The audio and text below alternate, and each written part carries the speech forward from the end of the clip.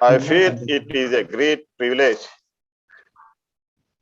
and honor to embrace this August gathering and extend my warm and hearty welcome to the speaker and all of you this webinar on energy conservation in domestic sector. It is my duty to tell a few points about energy conservation mission.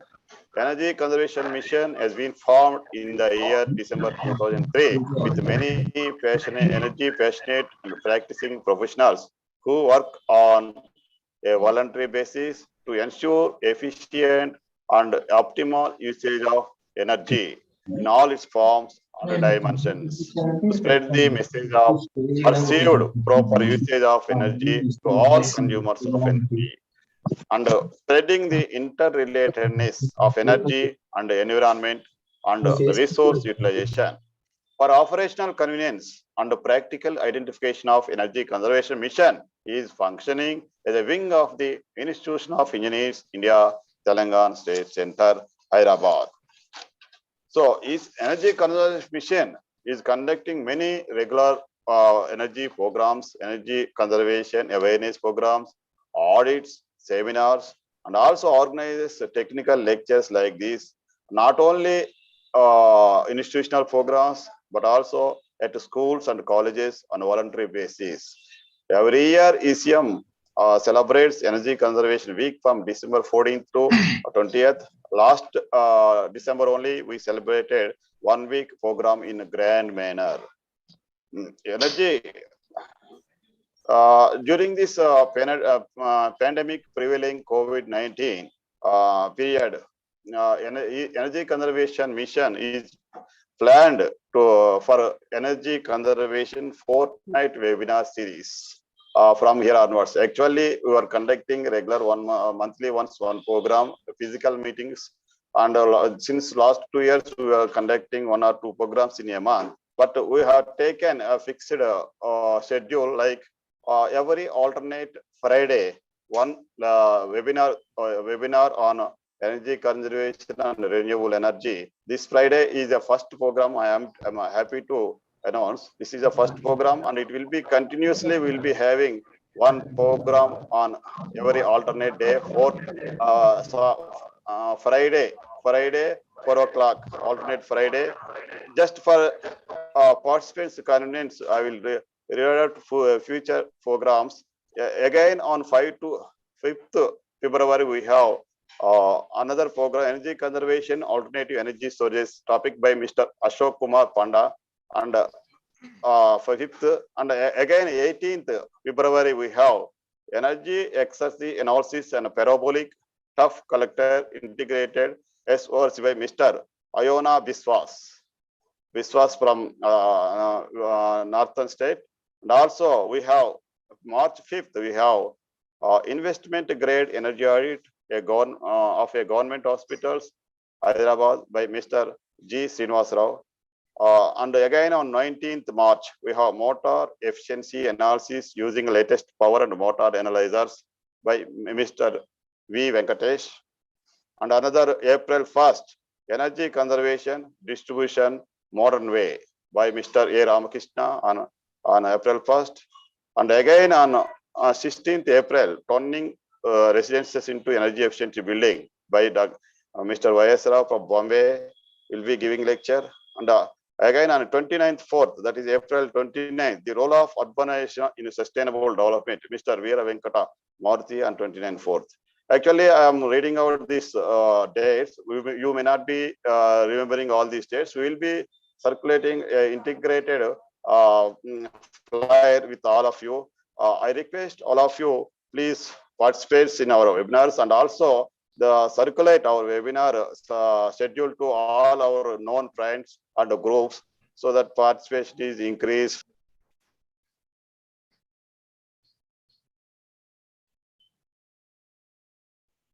All to take membership in energy conservation mission, and also if anybody is representing from any institution, we have institutional membership also.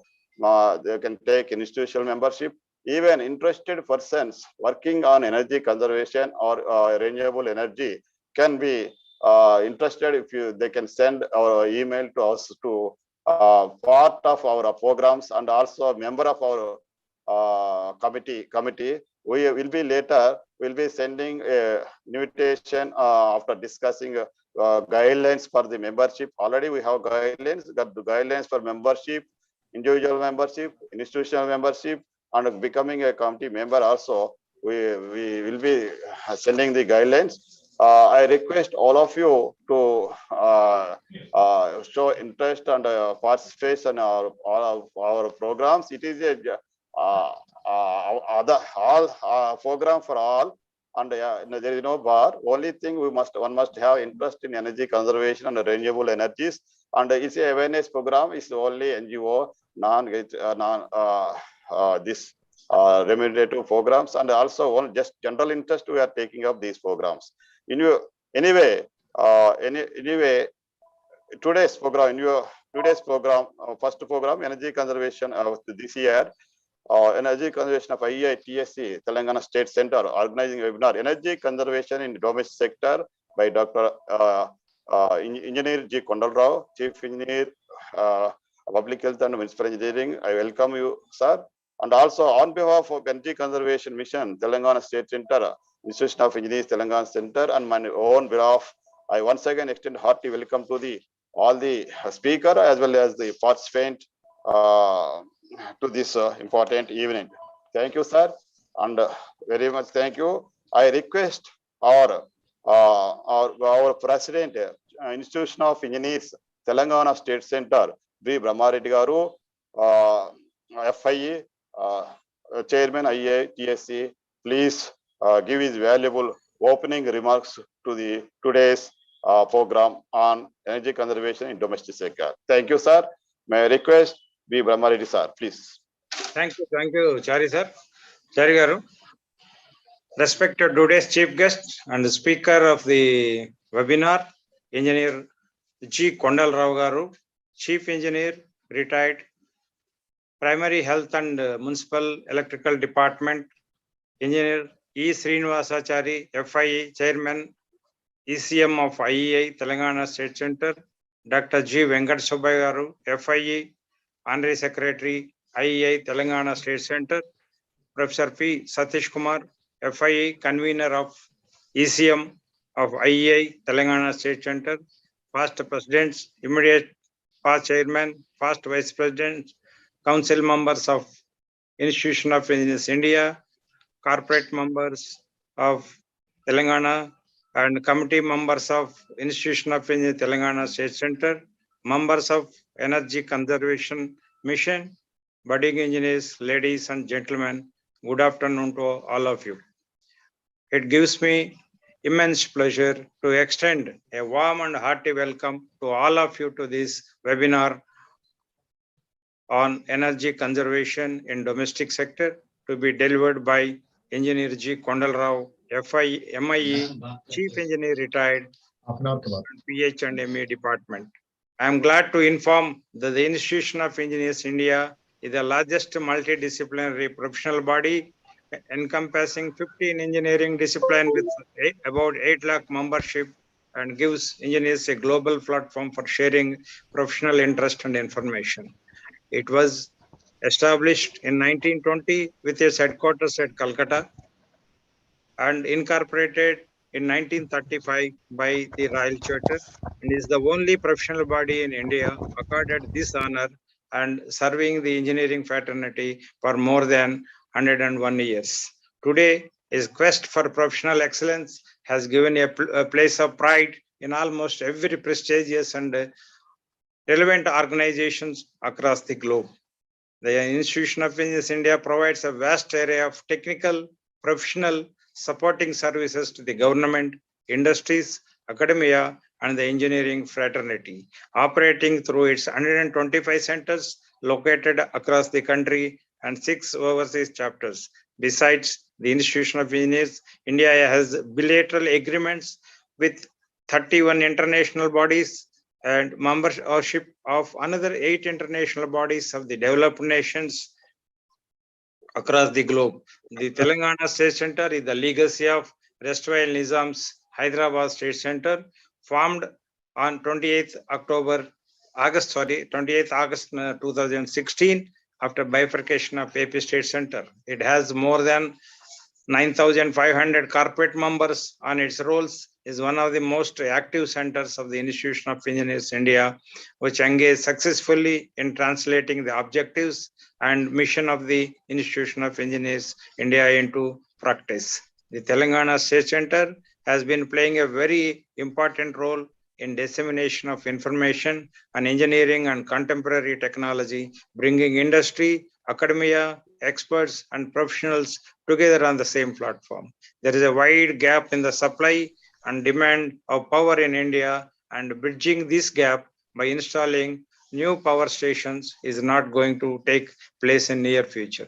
So the other alternative to conserve every watt of energy conservation in domestic sector is a good point to start, as about 20% of the total energy generated is utilized for domestic purpose, which is a considerable.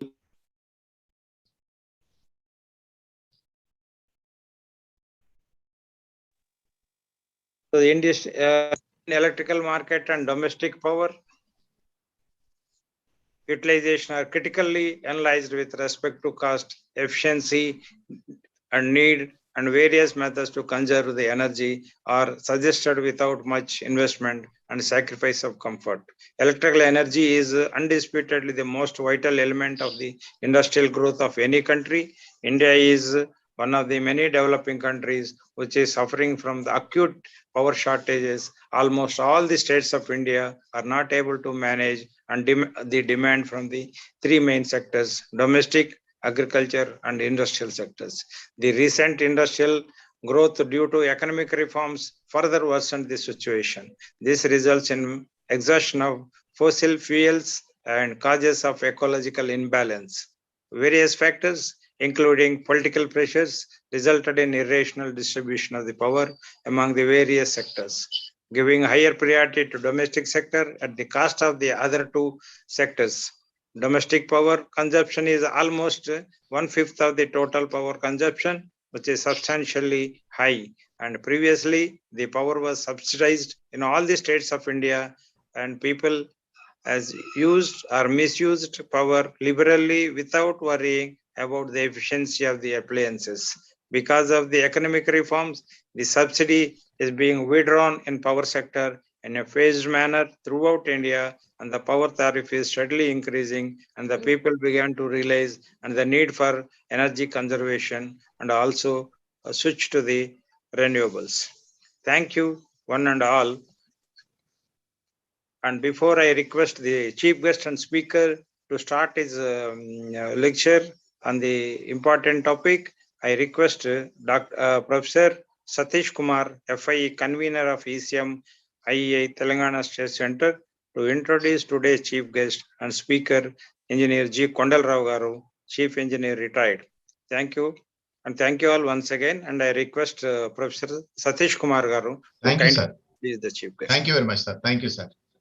Respected Engineer B. Brahma Reddy, sir, FIE, Chairman IEI TSC, and Dr. G. Venkat Subbaya Garu, FIE, Honorary Secretary IEI TSC, and Engineer E. Srinivasachari, Chairman ECM IEI TSC, and today's speaker, Engineer G. Kondal Rao Garu, MIE, and all the honorary secretaries, committee members, council members, and core committee members of ECM. Good evening, one and all. It is very pleasure to introduce today's speaker, Engineer G. Kondal Rao Garu. Engineer G. Kondal Rao Garu born on December 27th, 1957 in Kambam in Prakasham district, Andhra Pradesh. He did his BTech in Civil Engineering from JNTU Kakinada, ME Structures from Usmania University, PG Diploma in Energy Management, and PG Diploma in Environmental Management from University of Hyderabad.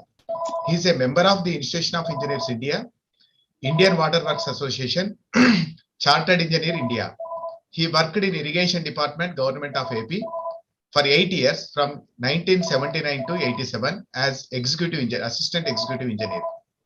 He also worked in Public Health and Municipal Engineering Department, Andhra Pradesh from 1987 to 2017. As Chief Engineer in Vijayawada Municipal Corporation, he was instrumental in commissioning water and wastewater treatment plants, initiated energy efficiency measures, water safety plan, and improving operation and maintenance. He also constituted to the engineering reforms like energy studies under AP Urban Services for the Poor and in Madhya Pradesh Urban Services for the Poor, both DFID UK projects. He also worked with the poor communities in mission for elimination of poverty in municipal areas in Andhra Pradesh.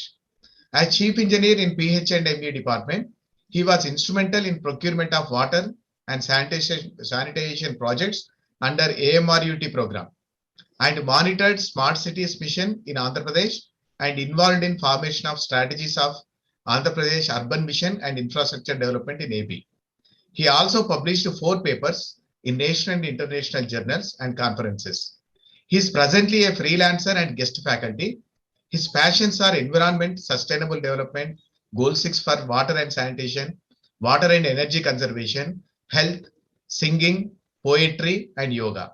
Sir, I welcome you on this auspicious occasion to deliver the lecture on energy conservation in the domestic sector. Definitely, it will be very much useful for all the engineers and the students who are participating this lecture. Thank you, one and all. Welcome, sir.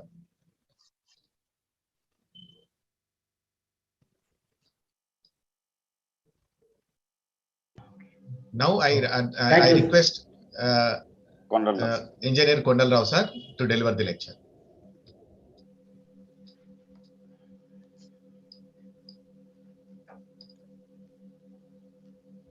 Thank you, sir. Thank you very much for giving me this opportunity. I am really thankful and feel privileged to be associated with the Energy Conservation Mission. And I thank Engineer D. Brahma Reddy Garu, Chairman IEI, Telangana State Center, Engineer C. E. Srinivasachari Garu, FIA Chairman ECM of IEI, TSC, and Dr. G. Venkat Subbaya Garu, FIE, Honorary Secretary, IEI, TSC, and Professor Dr. P. Satish Kumar Garu, FIE, Convener ECM of IEI, TSC, for the kind permission to present this presentation. So I think my presentation is visible. Yes, sir, it is visible. Is it? Am I audible, sir? Yeah, audible, sir. Clear. Thank you very much. Yeah. So I welcome my dear brothers and sisters for this presentation on energy conservation in domestic sector. And we'll be discussing the Sustainable Development Goals in brief of the United Nations and the energy conservation issues and electrical appliances and need for energy efficiency, Bureau of Energy Efficiency, Energy Star labeling, how to select an electrical appliance, and essential for success and fulfillment if time permits, and the key takeaways. So these are the Sustainable Development Goals which have been formulated in the year 2015 by the heads of government of 192 nations across the world. After the completion of these Millennium Development Goals, numbering 8, which were initiated in 2000 and ended in 2015. All the nations could not achieve the Millennium Development Goals in full. Some nations have achieved part of the goals. That's why all the 192 nations and that is heads of states met there under the auspices of the United Nations General Assembly and formulated the 17 Sustainable Development Goals, under which our energy, clean energy, is also one of the goals. So, and this energy is very intimately linked with the climate action and naturally with the sustainable cities and communities, and enabling the children in obtaining quality education, etc., and getting clean water and sanitation, because almost 40% of the energy, 40% of the cost of pumping water or supplying water is energy. So in that context, the sustainable development goals are very, very important. So this is the energy conservation, how it is related to climate change. For example, you have got the electrical energy consumption from the domestic sector, from the air conditioning, etc., or from other sectors, which will be liberating the CO2 emissions because the energy mix is such that in India, for example, almost 60% of the energy is sourced from coal, burning of the coal. So in that way, carbon dioxide and methane, etc., are released into the atmosphere, causing climate change or contributing to climate change. So this is also contributing to the temperature changes, etc., and also sea level rises and coastal communities being inundated, etc., due to the glacial melting, etc.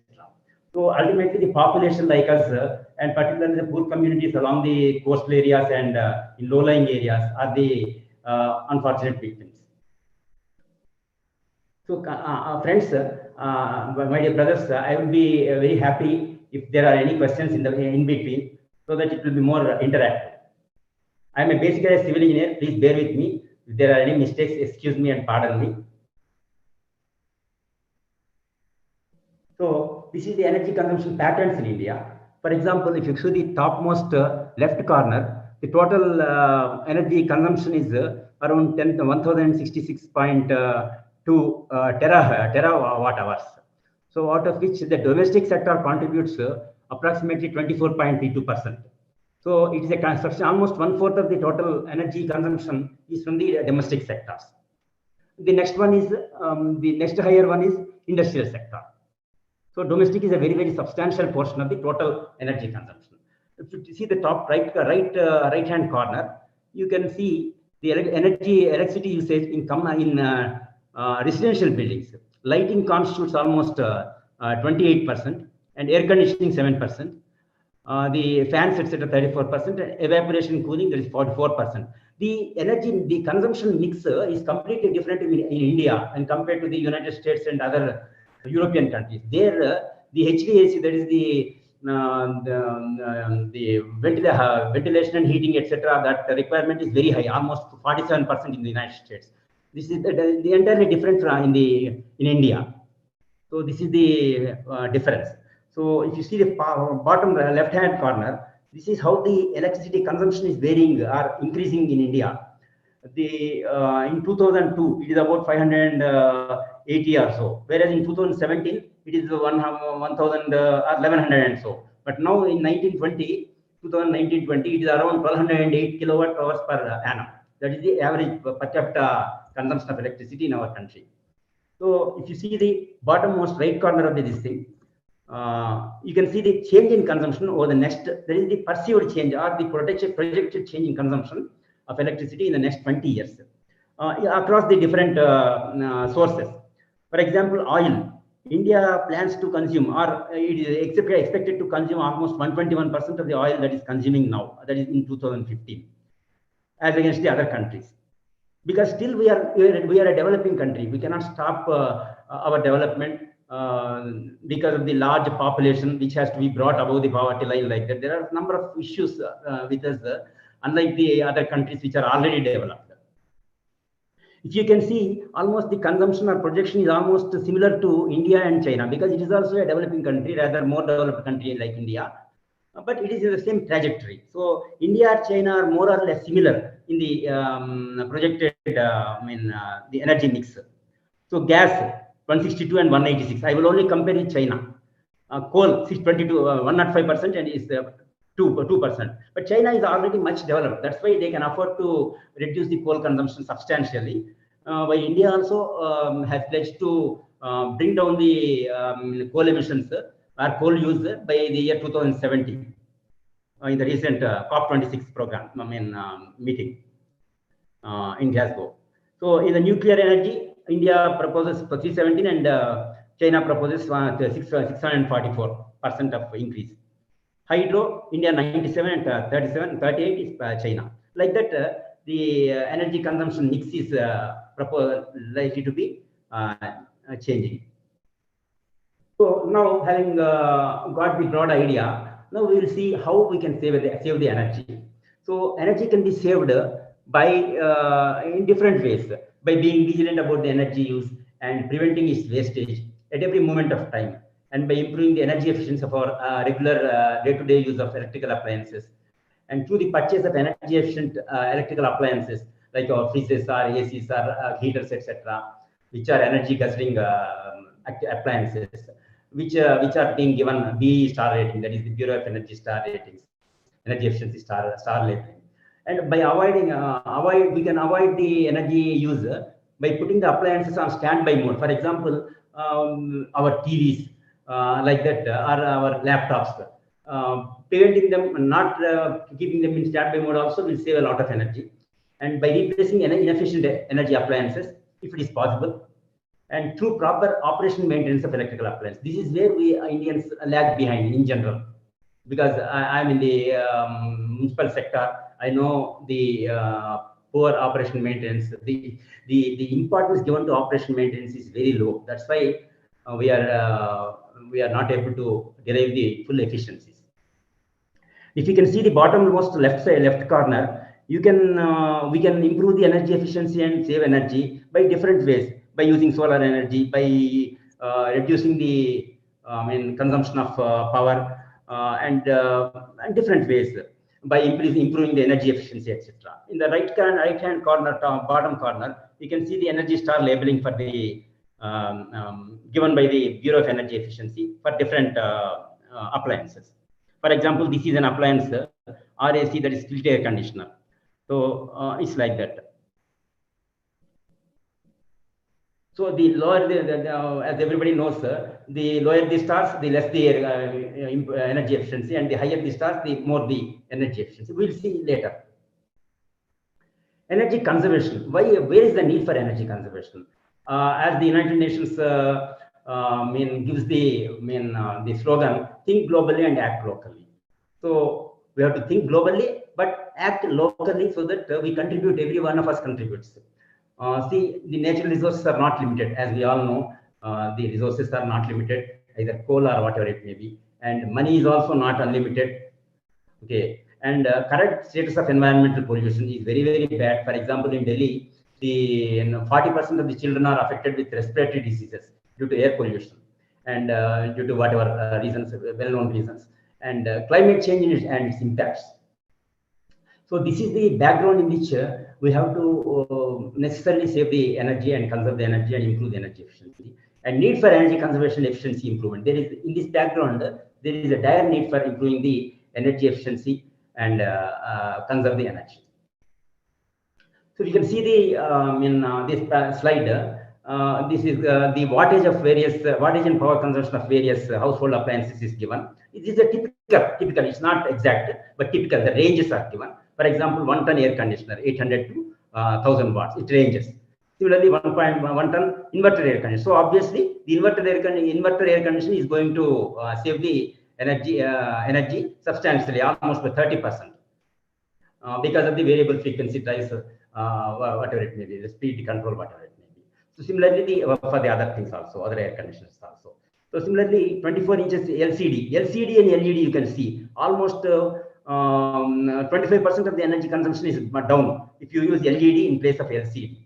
Similarly, if you use more by width of size of TV, you will be consuming substantially more current, more electricity.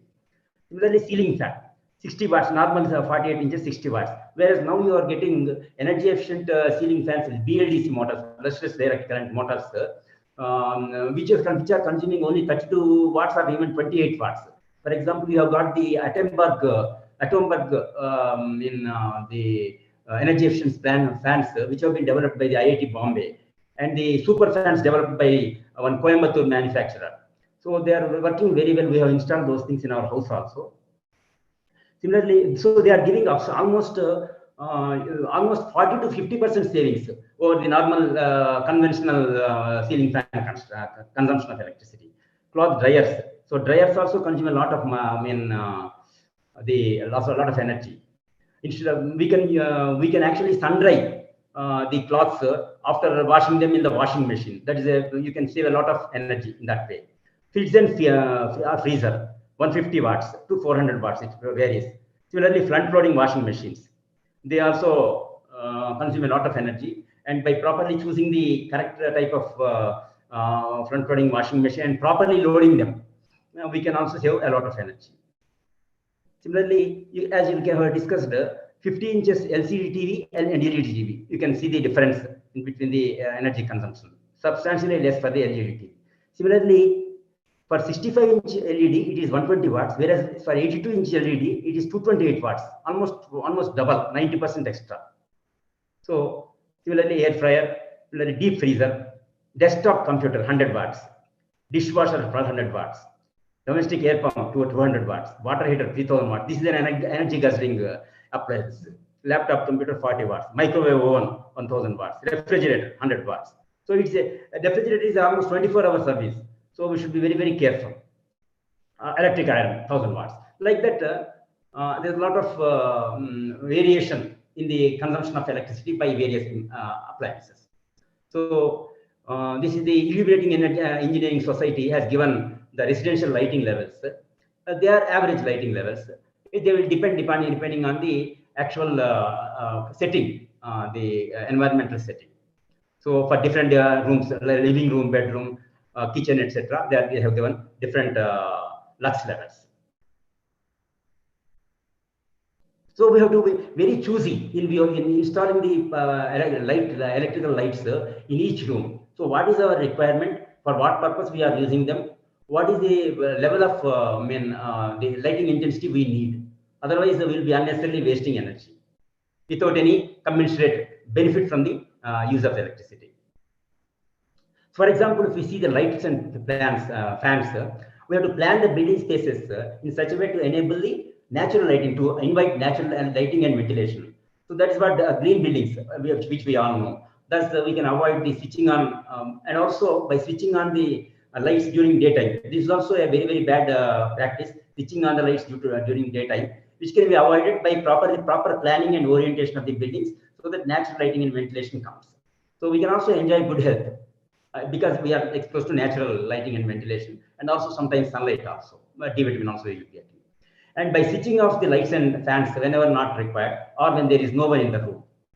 Similarly, we can select light and fan capacity based on the usage, like for living room or bedroom or kitchen, whatever it may be. And for example, if you have got a big bedroom, you may need a bigger fan. So suppose instead of a 36 inches fan, a 48 inches fan, like that. So everywhere, same size of fan is not needed. That's what we have to keep in our mind. Similarly, replace the incandescent bulbs with old bulbs, tungsten bulbs, with 40 watts or 36 watt FTLs. Or we can the best thing is to replace them with LED lights, light emitting diode lights, or tubes. Nowadays, almost all the lights, all the tubes available in the market, are 80% of the tubes available in the market are LED lights. So they will give a lot of energy, lot of luminescence, and in that way very energy efficient also. And they save almost 90% to 50% of energy compared to the incandescent lamps, and even FTLs also. So in that way, LED bulbs are very boon. We have to provide the electrical and electronic regulators in place of resistance step regulators for fans. But for the energy efficient fans, they are giving the remotes which don't need any electronic regulators. So it is only remote control. There is no need to give. We can actually bypass the regulator, electronic regulator, which is already installed. So in that way, we will be saving a lot of energy, and it's convenience also.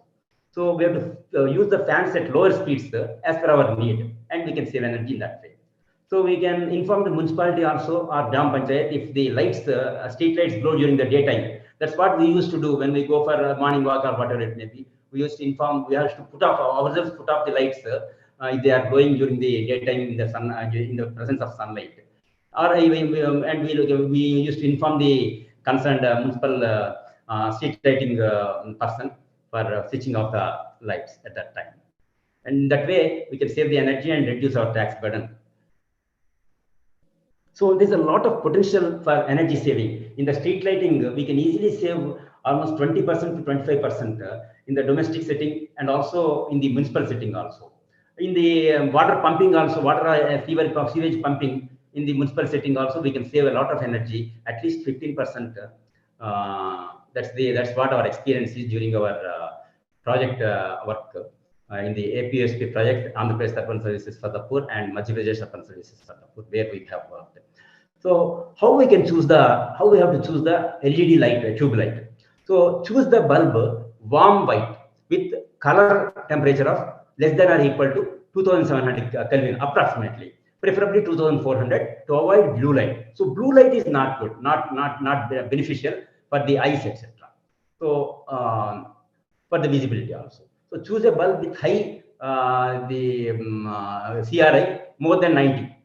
That is less blue light and more red light. So even for the same 2700 kilowatt light color, a higher CRI LED bulb will have less blue and more red energy. So look for the M/P ratio, which informs the relative amount of blue light in a light spectrum. So T5 LED light tubes are used for home. So that is the 28 watt triphosphor coated lamps. They will be very useful for the if we are going for fluorescent bulbs. So you can in their place, if you use T5 LED bulbs, your tubes, you will be saving much more energy. So T8 tube lights, they consume almost 40 to 44 watts of power, whereas T8 LED bulbs will be consuming much less power. So an LED bulb uses less 75% less energy when compared to an average when compared to a standard fluorescent bulb. So this is, you can see the bottom right hand bottommost corner, you can see how the response, that is the melanospin response for the eye as you vary the Kelvin.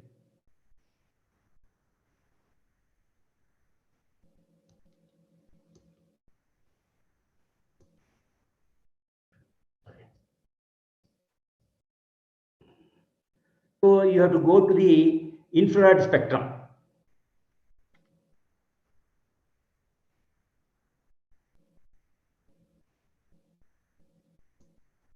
So energy cost comparison. How do you compare the energy cost?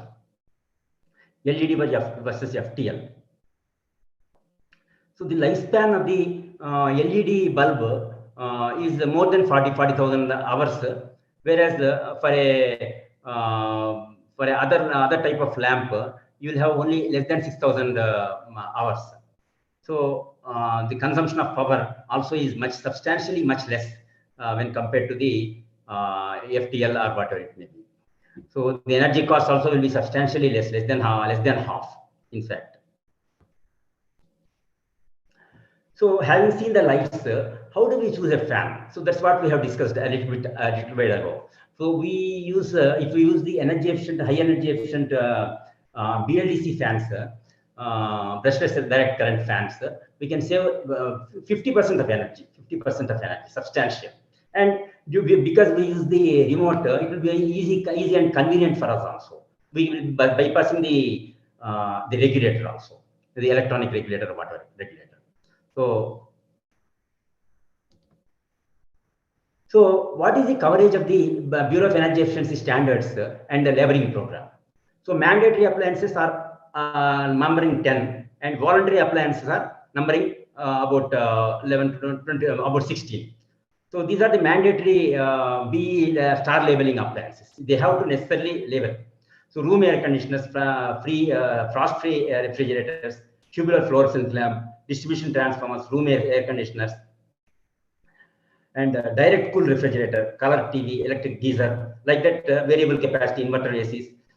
Nowadays, everybody is going for inverter air conditioners or inverter refrigerators because of the substantial energy efficiency and because of the speed variation of speed, variable frequency drives. So they will be saving a lot of energy. So these are the voluntary. On the right side, voluntary appliances, we have got motors. And gradually, they are going to cover all these things in course of time. So then we go to the lifts. Actually, the lifts are a very high energy consuming appliances, and we have to be very choosy about selecting the right type of lift and the right type of motor for the lift. So it depends on the selection of the elevator, will depend on the building population, the passenger arrival pattern, how they arrive and go, and building usage, whether it's official, residential, or hospital, or whatever it may be, and the number of floors it has, and the number of blocks. Depending on the number of blocks, also we may have to install at either one or two or multiple lifts. So, and car parking usage, and location of special floors, like meeting floors, restaurants, etc., or auditoriums, etc. And we also have to select a lift with AC triple VF, that is voltage and variable voltage and frequency motor, this thing, and with automatic rescue device is also very important nowadays, so that we don't get stuck up somewhere between. Avoid using the lift for first and second floor. That's what we are doing in the project time also.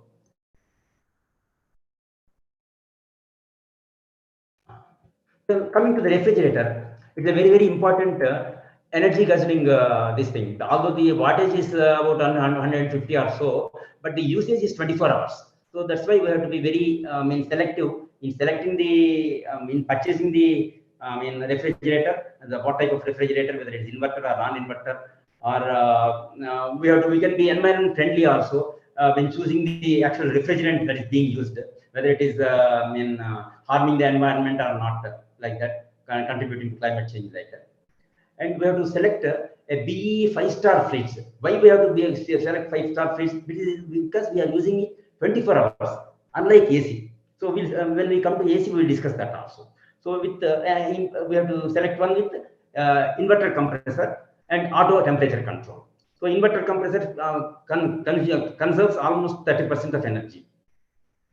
And we have to choose a fridge with eco-friendly refrigerant as far as possible, and keep it at least 50 mm away from the wall to allow heat dissipation. The coils will be there behind. And avoid opening the fridge door frequently or fully to avoid loss of cooling. And don't keep the refrigerator open for long. We'll be wasting energy otherwise. So we have to keep all the dishes, etc., ready, either for keeping in or for taking out of the refrigerator, so that frequent opening and closing of the refrigerator will result in loss of cooling. And again, it has to spend energy for cooling. So we have to set the thermostat to the regulator correctly as per the seasonal changes. So defrost the regulator regularly, or we can purchase a defrost fridge.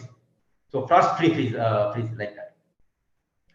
And then bring the contents to whatever contents are there in the freezer, we want to keep in the fridge to room temperature before keeping them inside the fridge. This is a very important thing. Otherwise, we will be unnecessarily wasting our energy. And minimize the amount of food kept in fridge. So whatever material is to be kept, that only should be kept in the fridge. Our families will be keeping everything into the in the fridge, which is not advisable. So ensure regular maintenance of the fridge for energy saving. So if you can see, we have to select the fridge right way. So what is your family size? Depending on that, we have to select it. And what is our usage type? What for non-vegetarians, they may need different types of different ways of keeping the food, different types of foods. For vegetarians, it may be different. Similarly, some people will be using the fridge for keeping some drinks, etc. So depending on the usage, we have to select the fridge, whether we need a double door fridge, or whether we need a single door fridge, or whether we need a freezer separately, or like that. We have to choose it. And it is always desirable to select a BE 5-star rated of labeled fridge. So that's the thing. Similarly, mixer grinder. So if you see the mixer grinder, electrical energy is here converted into mechanical, heat or light and noise and light energy. So the mixer power consumption is directly proportional to the size of the jar and material to be ground and the speed. And we have to always avoid dry grinding in our food processing, and because it takes more time than liquid grinding. A solar powered BLDC motor drive for a mixer grinder will be useful for energy, conserving energy. Similarly, for washing machine. So select a washing machine which is more or less fully automatic washing machine based on a family size. Because recently we have purchased this thing, washing machine, where there are so many, the automated functions, which in which it's very difficult to choose. But we have seen different types of grinding, not grinding, the mixing. So it's a 6-way mixing. So in that way, we have got different options for different types of cloths also.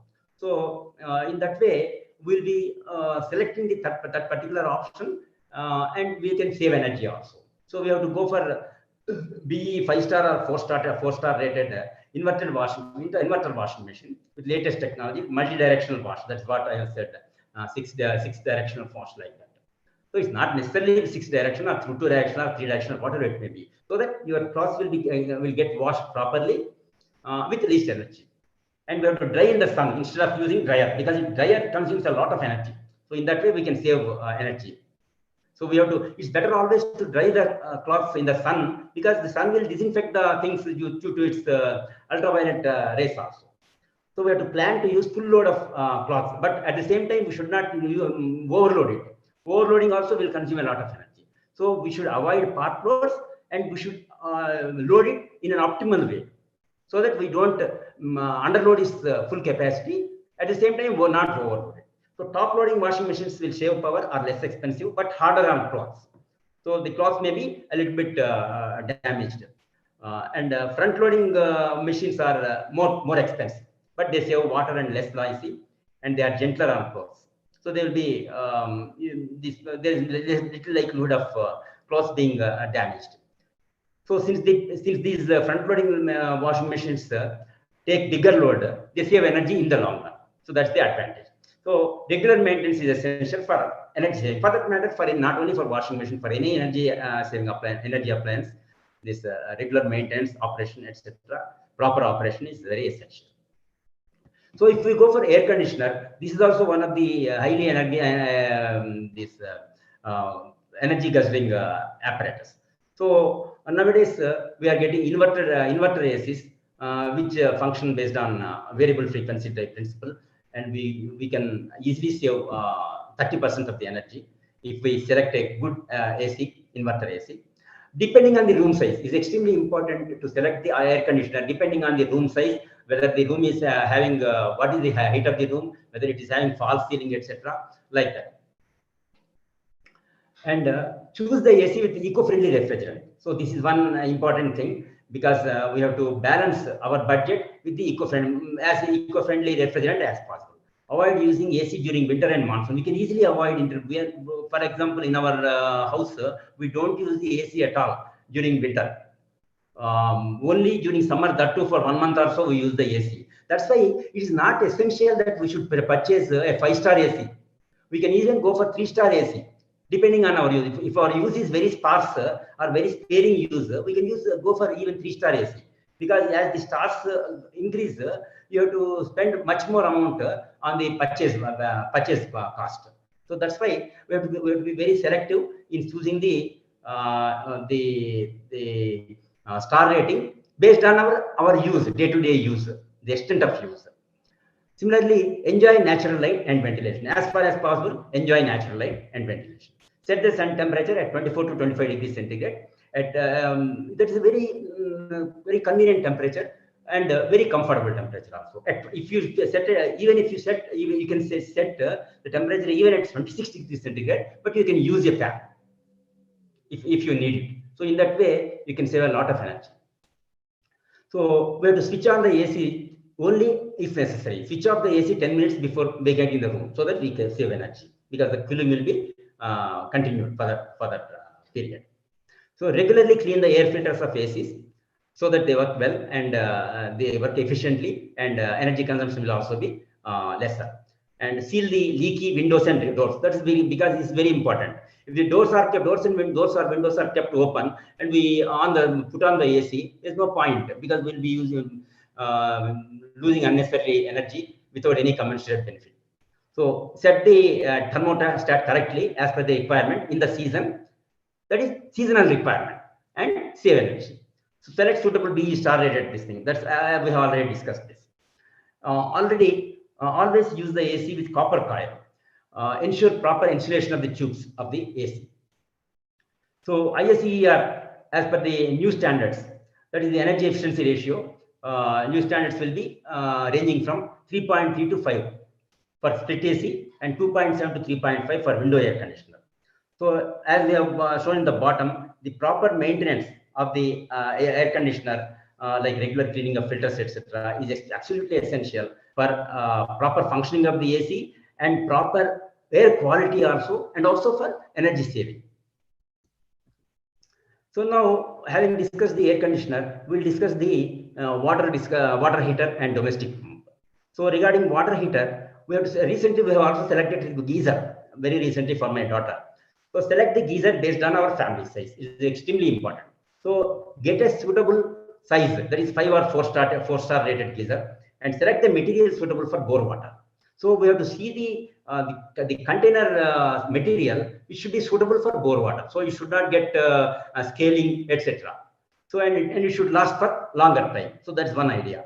And purchase a heater with thermal cutout. It's all generally most of the heaters will have it, but we have to see. We have to ensure that it is there. Thermal cutout is there, so that automatically after reaching a particular temperature, the electricity supply will be cut off. So and adjustable thermostat settings. Use the solar water heater of good quality. So we have to solar. If we use solar water heater, we can save a lot of energy. And but we have to select a good water heater of solar from solar energy, and use one after the other after gap. So one after without gap. So that means we have to plan our usage of the water heater, that is hot water bath, immediately one after the other, so that the whatever heat is there in the water already heated up, it doesn't get lost. So that is the idea. So we can save a lot of energy. So keep the temperature setting at 45 to 50 degrees centigrade. That will be very optimal temperature. So here also we are getting star rating. So you can go for 4-star or 5-star. So regarding the domestic water pump, you can see purchase the pump set with BE 5-star or 4-star rating, and always use single phase self-priming monoset pump or monoblock pump to pump water from sump to overhead reservoir. And we have to use low friction footwalls in the sump and minimize bends to eliminate friction losses in the water piping and save water. So if we save water, you also save energy. It's a universal principle because we just a simple thing. If we use smaller mug, we will be saving 50% of water.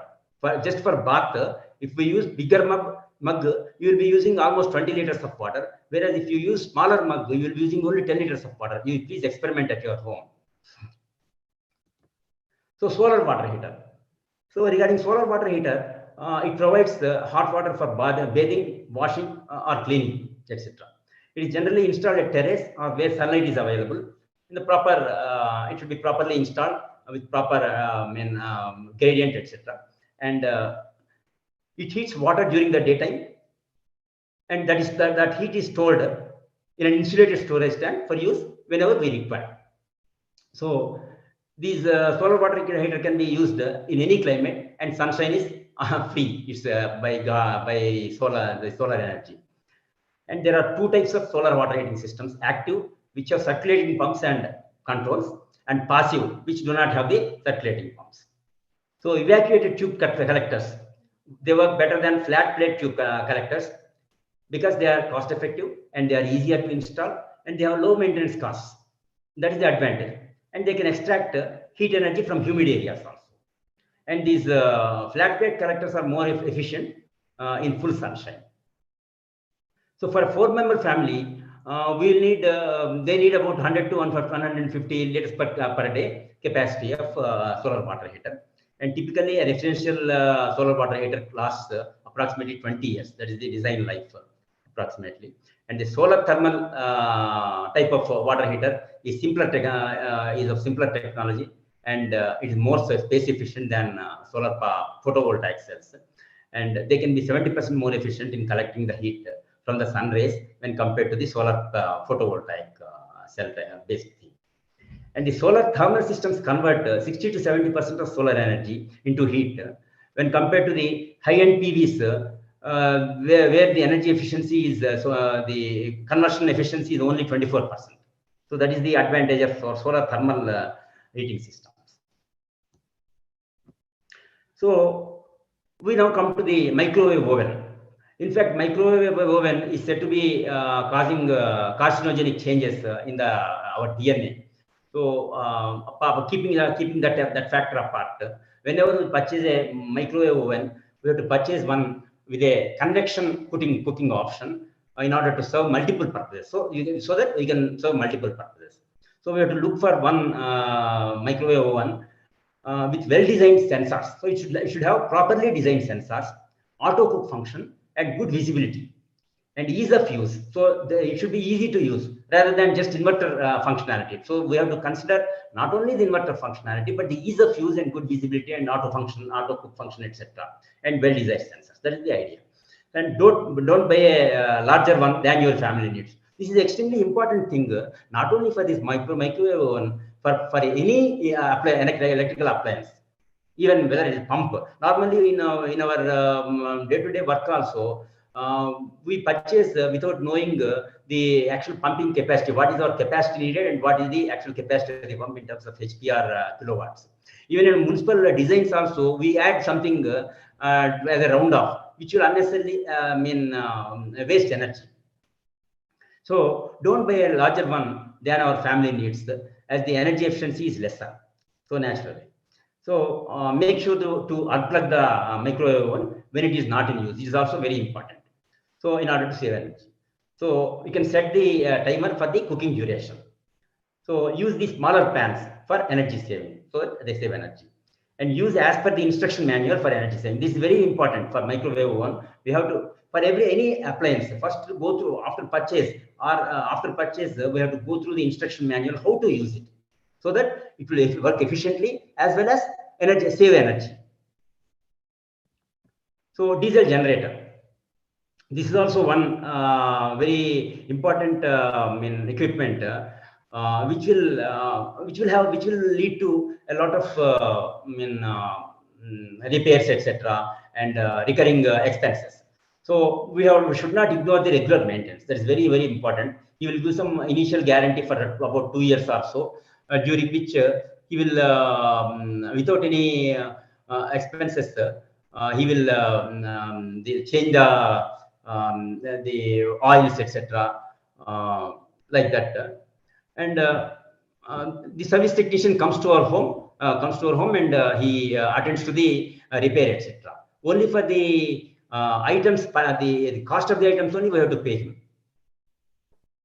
So when we are in the first place itself, whenever there is a service guarantee, within that warranty period itself, we have to be present there, so that we observe what he is doing and know which component is there, what are the components, different components, and how they how he is doing, like that, so that in the subsequent visits or subsequent repairs, etc., we can be very choosy about that, and we can cross question the operator whether he is charging properly or not, whether he is actually actual replacement is necessary or only repair is necessary, like that. So make sure you find a reliable supplier. That's very important to purchase a genuine high quality spare parts. So purchasing brand proper high quality spare parts of proper brand, designated brand, is very, very important, because during the service time or warranty time, you will not be responsible if you purchase the spare parts from other vendor. So he will divest his, he will say, I'm not responsible, you have used other spare parts, that's why your equipment has gone wrong, like that. So minimize the generator use. Use it for shorter durations, or use the generators based on solar power or natural gas. And remove the carbon deposit. This is also very important. Carbon polymer ash, which is produced from diesel generator, will accumulate on the valve, injector, pump piston, engine, etc., and it will lead to black smoke after running for a few months.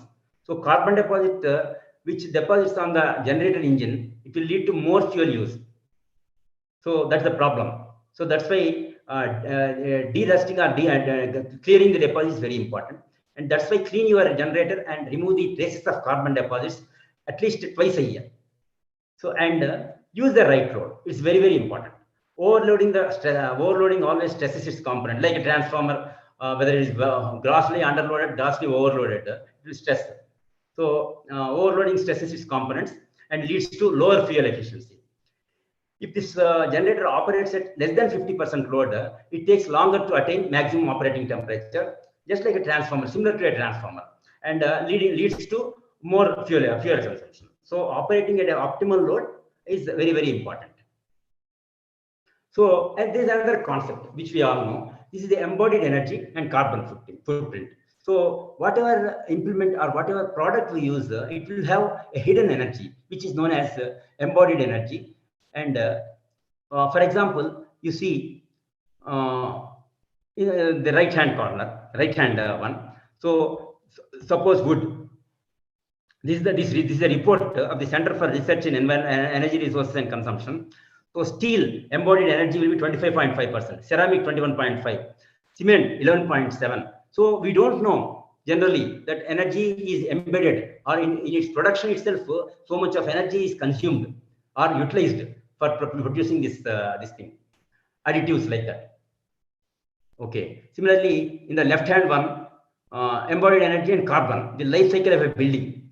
So it depends on the extent of raw materials, transport, and manufacturing building materials, transport to site. All these things involves energy. So building or construction, operation, maintenance. Similarly, finally, end of life. So initial embodied energy is 33%, approximately, and recurrent embodied energy, it is 20%. Similarly, operational energy is 47%. As we all know, for example, there is a pump set. The operational energy is substantial. In the construction or the manufacture of a pump set or a motor, and the embodied energy may be less. But when it comes to operating regularly, you spend a lot of energy. You end up spending a lot of energy like that. So this is the one very, very important slide, which indicates how much you can save if you properly verify your power bills. For example, if the consumption exceeds even by 1 kilowatt hour, beyond 200 kilowatt hours per month, your billing slab changes. For example, on the right hand corner, right hand side, you can see LT. Okay, LT category 1B, 100 domestic, 100 units and up to 200 units per month. 0 to 100, it is 3 rupees 30 paisa. 101 to 200, it is 4 rupees 30 paisa. Whereas for LT category 1B domestic, more than 200 units per month, 0 to 200, 5 rupees. Here what was there? What was it? And the upper one, the category 1B1, it is 330 for up to 100, and to 101 to 200 is 430. Here for 200 units, you will be spending 760 rupees. Whereas if you cross the 200, that is, if you consume 201 units, then you have to spend up to 200. You have to spend 5 rupees 5 into 200. That means 1000 rupees plus 1 rupee. That is 7 rupees 20 paisa. That means 1007 rupees. Here it is 760 rupees. Here it is 1007 rupees. That means you end up spending 30% more if you exceed even by one unit. That is the billing pattern of the electricity board. So that's why we should be very cautious in our spending energy. One of the entrepreneur has come out with a smart app to know at any moment of time, at any point of time, your consumption. So he has recent Energy Conservation Week, he exhibited that one before the Minister Sabha also. So this is the Eco Niwas Samhita. This is for residential use. Just like ECPC is there for our industrial this thing, that is Energy Conservation Building Code. ENS, that is Eco Niwas Samhita, is for the residential sector. So ENS or P1 building envelope. ECBC is for residential sector 2008. It sets minimum building envelope performance standards in order to limit heat gains and heat loss, and also to ensure natural ventilation and lighting. So, and it also assists the architects and builders to conserve 125 billion kilowatt hours of electricity per annum by the year 2030, and also to 100 million tons of carbon to reduce 100 million tons of carbon dioxide emissions. It is applicable. This code is applicable to all residential buildings on plot area more than or equal to 500 square meters, and it is developed for adoption by the urban local bodies in order to achieve energy efficiency. That is the idea. So not only at the domestic level, but the urban local bodies also, at the local body level also, for whatever commercial buildings, etc., whatever may be there. So it aims for promoting design and construction of homes, including apartments and townships, to give the benefits of energy efficiency. So ENS RP2 2021 addresses other aspects like energy efficiency in electromechanical equipment for building operation and for renewable energy generation and embodied energy of volume materials and structural systems. So this is the importance of ENS, Energy Nivas Samhita. So then ECBC, that's Energy Conservation Building Code. So this is published in 2017 by the Bureau of Energy Efficiency, and it prescribes the energy performance standards for new commercial buildings, prescribing the following 3 levels of energy efficiency. One is the ECBC compliant building, and the second is ECBC plus compliant building, and the third one is super ECBC compliant building. So these are the 3 types of different types of buildings. So energy performance index of a building will be its annual energy consumption in kilowatt hours per square meter of the building. So this can be calculated by annual energy consumption in kilowatt hours divided by total built up area of the building. We exclude the unconditioned basements also for that calculation. So the energy performance index ratio equal to EPI, energy performance index of proposed building divided by energy performance index of standard building. So this is how we calculate the EPI ratio to compare with the standard one. So we come to the green buildings now. So what is the goal of a green building? So it is to increase the efficiency of resource use, energy, whatever it may be resource.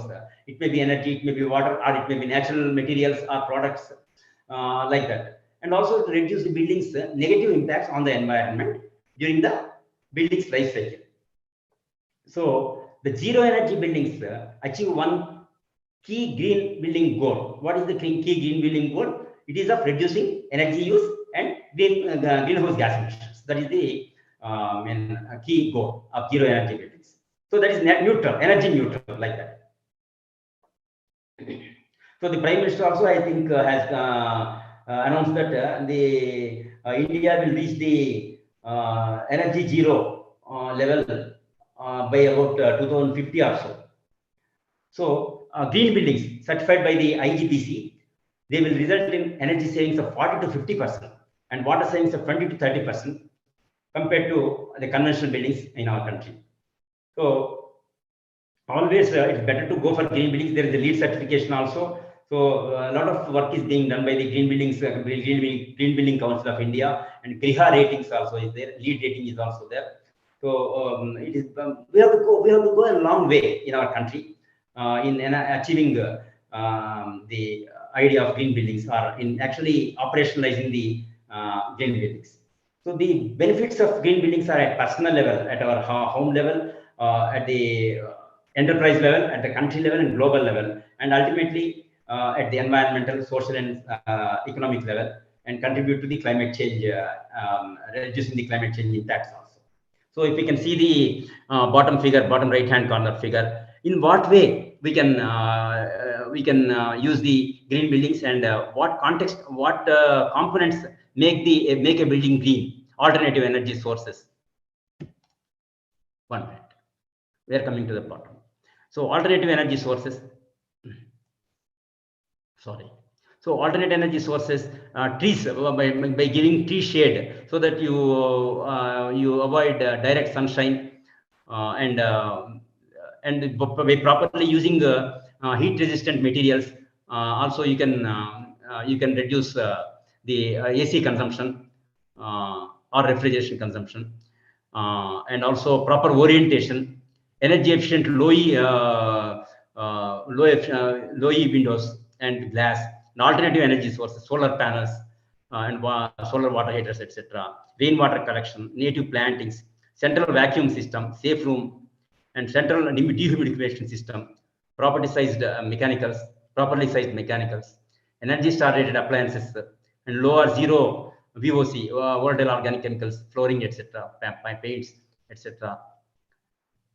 Like that, high quality insulation ceiling, ductwork sealed with mastic, low flow, and dual flush toilets. Like that, by every way, by using low embodied materials. For example, you use instead of our cement blocks or burnt bricks, you can use Falgi bricks. You can save a lot of energy, that is embedded energy can be substantially reduced like that.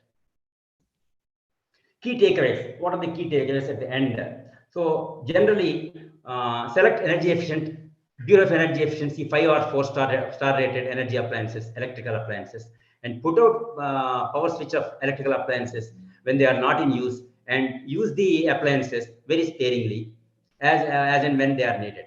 And don't use simultaneously all the high energy appliances like the AC, heater, grinder, etc. So we can stagger their use.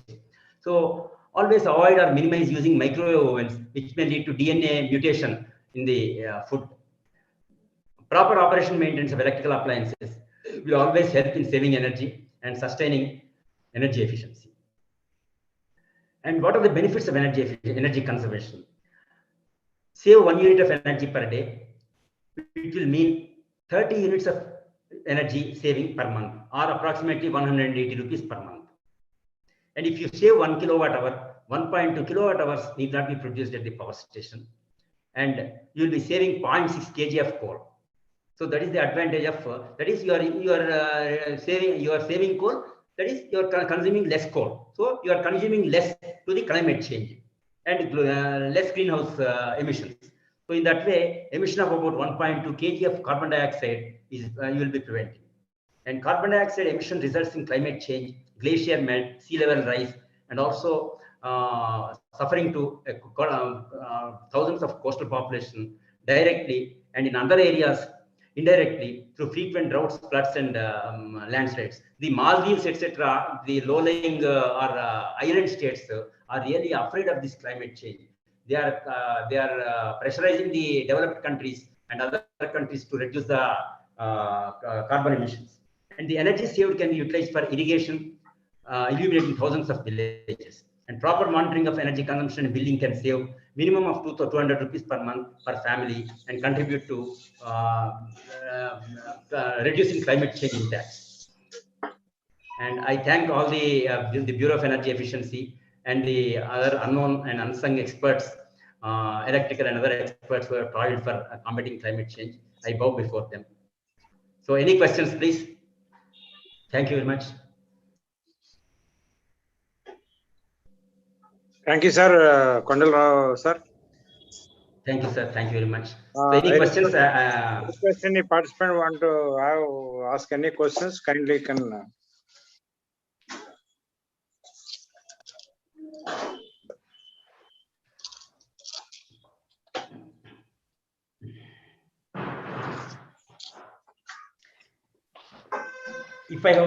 If there are no questions, sir, if there is any 2 or 3 minutes, I will just scraping through one of 3 or 4 slides on our day-to-day lifestyle, etc. If you permit. Sir, 1 hour is our duration, sir. If anybody questions, okay. Thank you. Thank you. It's a regular program. Alternate week we are conducting. Okay, sir. Sir, thank you. Sir, okay, sir.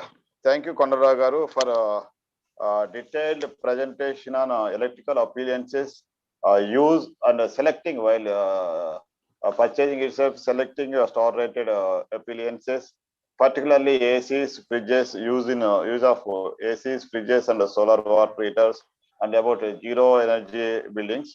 We thank on behalf of Energy Conservation Mission, Institution of Engineers, Telangana State Center, for presenting this excellent lecture. Thank you, sir.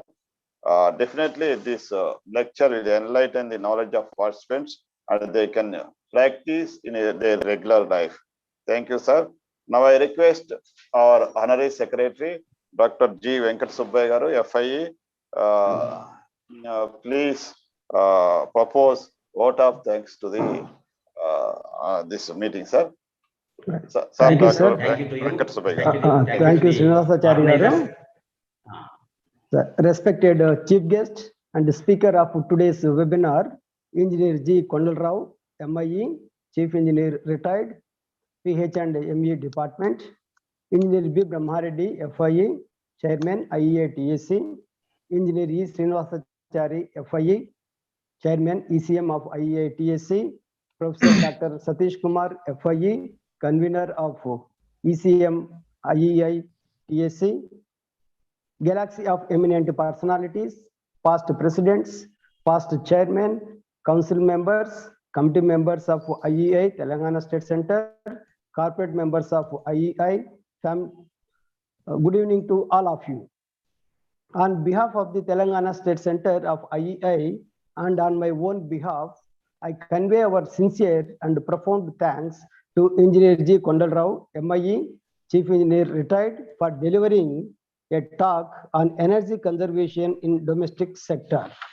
Sir, we have very clearly explained about the effect of energy conservation on climate change and what are the different energy consumption patterns in India, sir, and elaborated how to use and select electrical appliances and electronic equipments in home and offices, which are helpful not only to save the energy, that is conserve the energy, but also to save the amount. And the important thing is, sir, we have given the examples for the mandatory appliances and voluntary appliances. So generally we are hearing about BEE, but it is commonly applicable for all appliances. We are in the feeling, but we have very clearly differentiated between the mandatory and voluntary appliances. And another new things we came to know are ENS, ECBC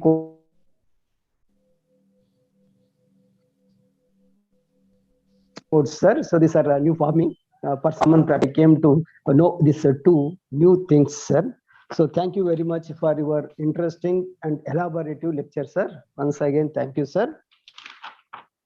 Thank you, sir. Thank you once again. We extend our generous thanks to past presidents of IEI, past chairman of IEA TSC, past honorary secretaries of IEA TSC, council members, committee members, corporate members, and others who made it convenient to attend this event.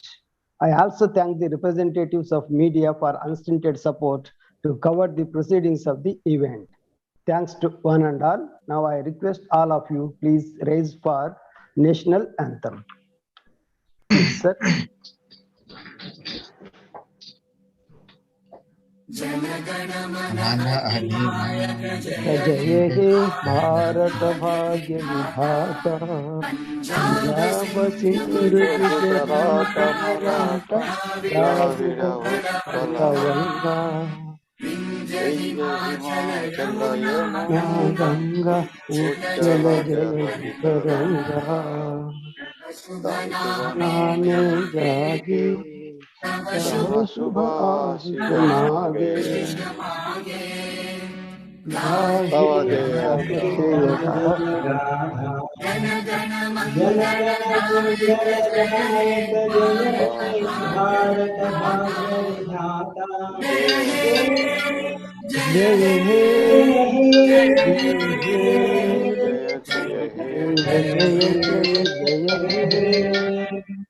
Jai Hind. Thank you. Jai Hind. Okay, sir. 5th February, we have another series, webinar series, 5th February on energy conservation and alternative energy sources, sir. Please, I request participants to again meet on 5th February at 4 o'clock, sir. Thank you. Thank you, sir. Thank you, Thanks to all of you, sir. Thank you, sir. Thank you.